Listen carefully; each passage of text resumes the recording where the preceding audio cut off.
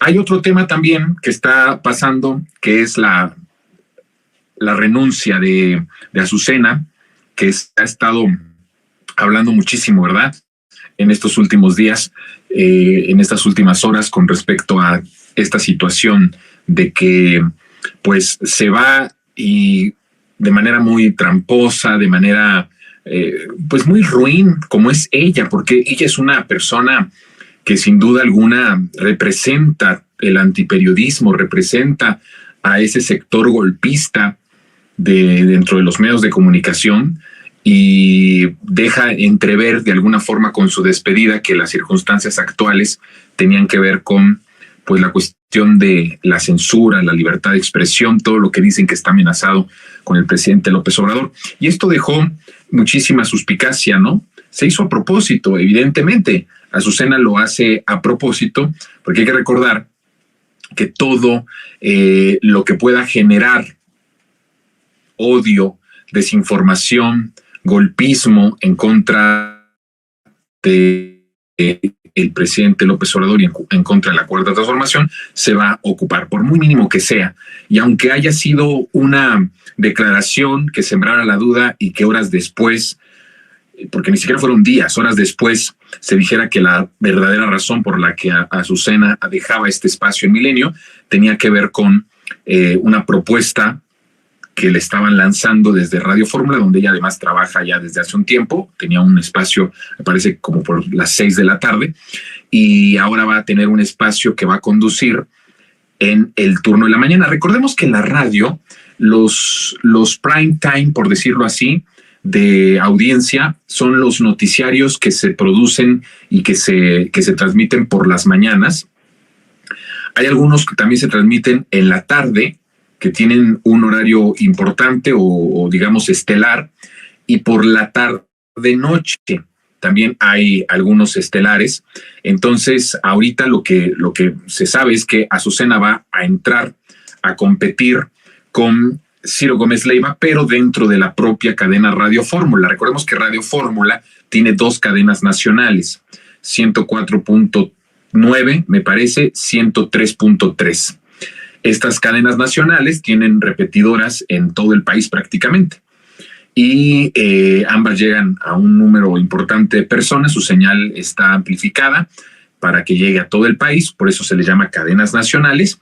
En una de esas cadenas nacionales está Ciro Gómez Leiva desde la mañana, y en la otra cadena nacional está Oscar Mario Beteta. Me parece que Oscar Mario Beteta va a ser el que se va a acabar su programa de la mañana, y va a entrar en su lugar Azucena Oresti, que va a competir con Ciro Gómez Leiva dentro de la propia cadena de Radio Fórmula. Entonces, estos horarios estelares de la radio, es muy importante decirlo, quien crea como los prime time de la radio en México, de la radio mexicana, es José Gutiérrez Vivó. José Gutiérrez Vivó, que por mucho tiempo fue el rey de la radio, que fue el mandamás de la radio mexicana. José Gutiérrez Vivó es un referente en la radio mexicana, ¿no? Es un referente en la manera en la que se conducía la radio, en la manera en la que se producía, en la manera en la que tenían contenidos distintos, novedosos para la gente. Es además José Gutiérrez Vivó uno de los pioneros de las mesas de debate dentro de la radio mexicana. Él empieza a crear todo lo que ahora ya pues es algo muy común tenerlo, y que este formato pues se repite en la televisión, se repite en internet, se repite en todas las plataformas, ¿no?, de los medios de comunicación, aquí mismo en Sin Censura y también en Resentidos, en Plan C. Entonces él es pionero de todo esto y traza como los horarios de mayor rating, los horarios en donde hace que sus competidores empiecen también a producir en esos horarios pues espacios noticiosos para competir. En ese momento, me acuerdo que José Gutiérrez Vivó conducía el programa Monitor de la Mañana. Todos los programas eran Monitor de la tarde, Monitor vespertino, y él era el encargado, él era pues el mero mero, y tenía el espacio de 6 de la mañana a 10, y a veces se extendía hasta las 11 de la mañana. O sea, era un noticiario, el de José Gutiérrez Vivó, tan escuchado a nivel nacional que podía darse el lujo el señor de pasarse tiempo porque la gente lo escuchaba y la gente lo consumía. Tú te subías ahí en ese momento no había Uber, pero te subías a un taxi y a quien escuchaba el taxista era José Gutiérrez Vió. No había uno solo, eran muy pocos los que no lo escuchaban, vaya, era el que dominaba la escena radiofónica y entonces es el que pone los horarios estelares de la radio mexicana a las 6 de la tarde. Después venía un noticiario que era Monitor de la Tarde a la 1 de la tarde, que en ese momento lo conducía Enrique Muñoz. Y después a las 6 de la tarde también tenía otro espacio de 6 a 9, me parece. Y ahí entonces ya, teniendo él este acaparamiento de la audiencia, todos los demás tuvieron que empezar a producir espacios en la mañana, en la tarde y en la tarde-noche. En los mismos horarios que José Gutiérrez Vivo con Monitor, pues los otros tenían que competirle.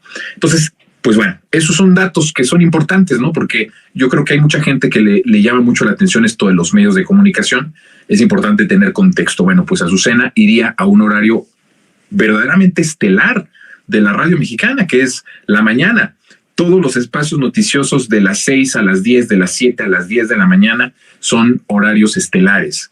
Son horarios de consumo de la gente para que se está transportando, que se está arreglando, que está llegando al trabajo y está escuchando, muchos que siguen escuchando la radio. Y entonces, pues, son espacios importantes. Entonces, incluso salió Calderón, ¿no?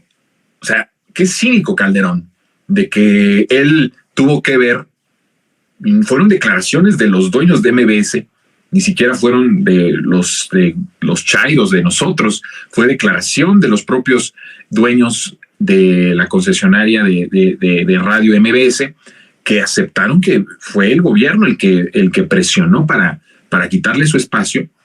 Y ahora él inventando esta fake news. Por cierto, que después de que dijo que había sido por censura, porque además así lo dejó entrever Azucena con esa intención golpista, él mismo tuvo que borrar el tuit para decir, me han confirmado, porque además se hizo un escándalo muy fuerte, ¿no? El propio Milenio tuvo que sacar un comunicado para decir, oigan, no es una situación como la que están hablando, de que hay una censura, simple y sencillamente. Azucena tenía una oferta muy importante. Imagínense el nivel de oferta tan importante, pues sí, el horario más importante para la radio nacional en México es en ese horario. Entonces, pues ella decide irse a Radio Fórmula para este espacio estelar. Y pues mucha gente tuvo que retractarse, otros no, ni siquiera se retractaron, ¿no? Siguieron. Incluso hay hoy una columna de Héctor de Mauleón en donde habla de una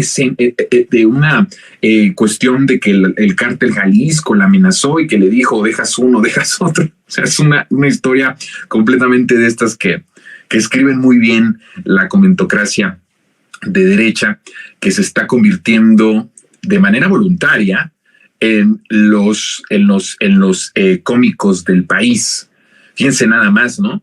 Después de que en el periodo salinista neoliberal esta clase era la clase intelectual, la clase pensante, la clase que nos decía cómo pensar y cómo pensar a la sociedad mexicana, la que nos ilustraba supuestamente de la realidad de nuestro país, ahora reducidos voluntariamente en una comentocracia que se convierten verdaderamente en unos cómicos. Hay pocos cómicos en nuestro país, ¿se ha dado cuenta usted? Hay pocos cómicos en nuestro país, o sea, hubo una época en nuestro país donde había personas con gran talento, por ejemplo, el propio